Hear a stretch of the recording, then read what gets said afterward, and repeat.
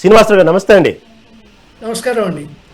శ్రీనివాసరావు గారు, ఏపీ పాలిటిక్స్ని ఒకసారి మనం గమనిస్తే ఓకే, ఎప్పుడు దీనికి సంబంధించినటువంటి మొన్నటికి మొన్న చూస్తే వెన్నుపోటు అంటూ ఆ తర్వాత దానికి సంబంధించినటువంటి 2 సంవత్సరాలకు సంబంధించిన పార్టీ అధికారంలోకి వచ్చి 2 సంవత్సరాలు పూర్తి చేసుకున్న సందర్భంగా ఇటు పక్క కూటమి ప్రభుత్వం ఉత్సవాలు చేసుకుంటున్న వేళ ఒక్కసారిగా ఈ స్టీల్ ప్లాంట్ ఏదైతే వైజాగ్ స్టీల్ ప్లాంట్ తెర ముందుకు వచ్చి అక్కడ ఆ ప్రమాదంలో 9 మంది చనిపోవటం, సరే ఆ బాధితులకి ఇటు పక్క ప్రభుత్వం ఏదో దానికి సంబంధించినట్టు ఎస్గ్రేషియా ప్రకటించినప్పటికీ కూడా ఇటు ప్రతిపక్ష నేత సీఎం జగన్ అక్కడ పరామర్శించిన తర్వాత ఒక్కసారిగా ఏపీ పాలిటిక్స్లో మళ్ళీ విమర్శలు ప్రతి విమర్శలు ఎక్కువ పెట్టడం, దాని చుట్టూ కూడా బాధితుల కంటే కూడా మళ్ళీ అప్పట్లో మా హయాంలో ఎంత ఇచ్చామంటూ వీళ్ళు ఎంత ఇచ్చామంటూ ఒక్కసారిగా మళ్ళీ రాజకీయ దుమారానికి రేపటం మనం చూస్తూనే ఉన్నాం.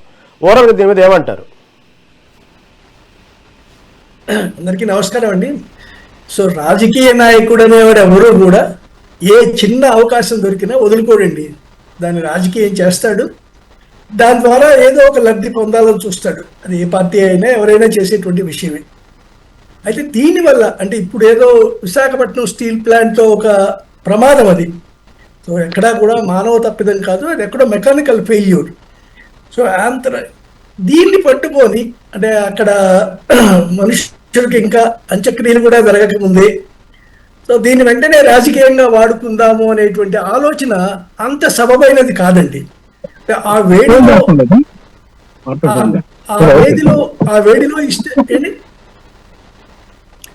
ఆ వేడిలో మాట్లాడితేనే ప్రచారం వస్తుంది అనేటువంటి అభిప్రాయం ఉంటే ప్రతిపక్ష నేత అలా చేస్తున్నారేమో తెలియదు, కానీ నిజానికి సందర్భం మాత్రం కాదండి. ఒక విషాదం జరిగింది, అనుకోకుండా జరిగినటువంటి విషాదంలో దీన్ని మనం అనవసరంగా రాజకీయాల వైపు తీసుకువెళ్ళటం అనేటువంటిది ఈ కొద్దిసేపు ఓపిక పడితే బాగుండేది. రెండవది, దీనివల్ల ఆంధ్రప్రదేశ్ రాజకీయాల్లో ఏదో గొప్ప మార్పు వచ్చింది అనేది ఏం లేదు. ఇది ఇలానే ఉంది. ఆంధ్రప్రదేశ్ రాజకీయం అనేటువంటిది 2024 ఓటమి తర్వాత జగన్మోహన్ రెడ్డి గారు నడిపేటువంటి రాజకీయం ఏం పెద్ద తేడా. సో ఆయన అప్పుడు ఉన్నటువంటి అవకాశం వాడుకోవడం, వ్యక్తిగతంగా దాడులు చేయడం అనేటువంటి ఇప్పుడు జరిగింది. రామారావు గారు, శ్రీనివాసరావు గారు మాట్లాడుతున్నారు. ప్లీజ్ ఎవరు రామారావు గారు, ఎవరు కొంచెం మీట్లోకి వెళ్ళరండి, డిస్టర్బ్గా ఉంది. ఓకే, కంటిన్యూ అండి శ్రీనివాసరావు గారు. ఇప్పుడు కూడా జరుగుతోంది అదేనండి.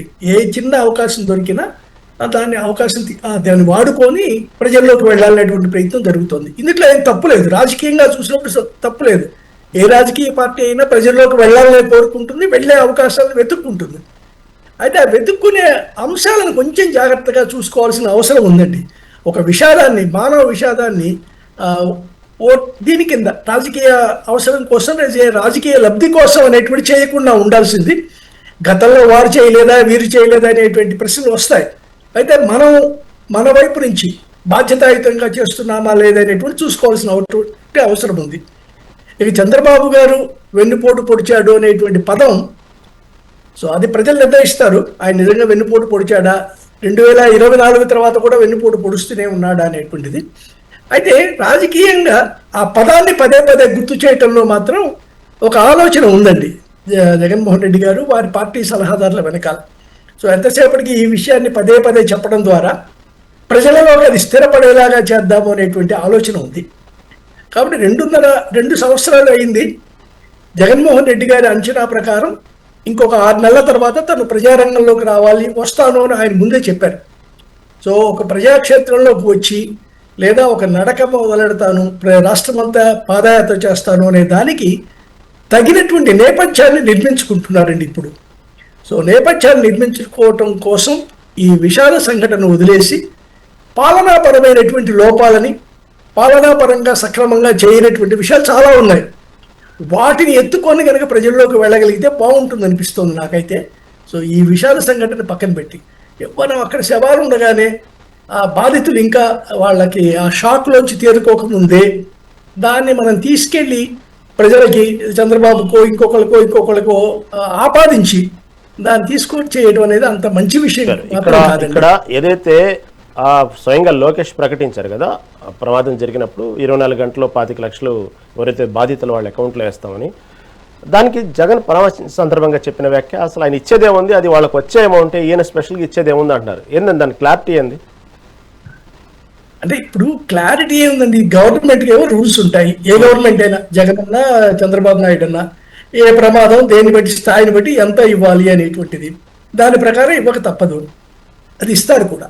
ఇప్పుడు ఆయన ఏమిటంటే నేను ₹1,00,00,000 ఇస్తాను అనేటువంటి మాట ఎక్కడో వాడినట్టున్నారు. సో ₹1,00,00,000 అంటే జనంలో ఏమిటి, ఈయనైతే చాలా ఉదారవాది, ఈయన అధికారంలోకి వస్తే ఉంటే మన బ్రతుకులు బాగుండే ఆలోచన కలుగుతుంది అనేటువంటి ఆలోచనతో ₹1,00,00,000 అనేటువంటి ప్రకటించడం తప్పించి. అంటే శ్రీనివాసరావు గారు అప్పట్లో ఏదైతే ఎల్జీ పాలిమర్స్ బాధితులకు ప్రకటించారు కదా ₹1,00,00,000, దాన్ని ప్రస్తావిస్తూ కూడా తీసుకొచ్చినట్టున్నారు అంశాన్ని.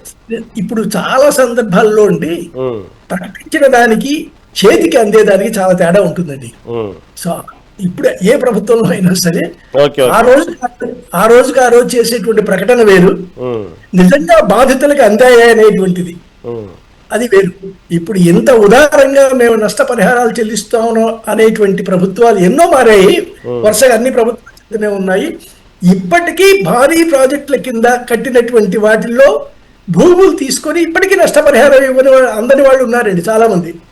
సో నాగార్జున సాగర్ ప్రాజెక్టు మొదలుకొని ఇప్పటికీ నష్టపరిహారం అందట్లా.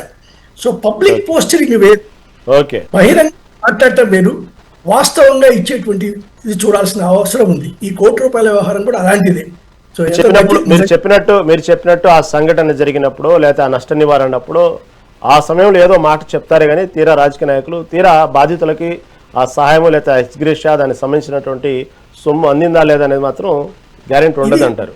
చాలా మంది ప్రముఖులకే జరిగిన అనుభవం అండి. కరణం మల్లేశ్వరి విషయం, ఆవిడ గోల్డ్ మెడల్ ఆవిడ బ్రాంజ్ మెడల్ గెలిచినప్పుడు ఆస్ట్రేలియాలో ఒలింపిక్స్ లో ఆవిడ చాలా వాగ్దానాలు చేశారు.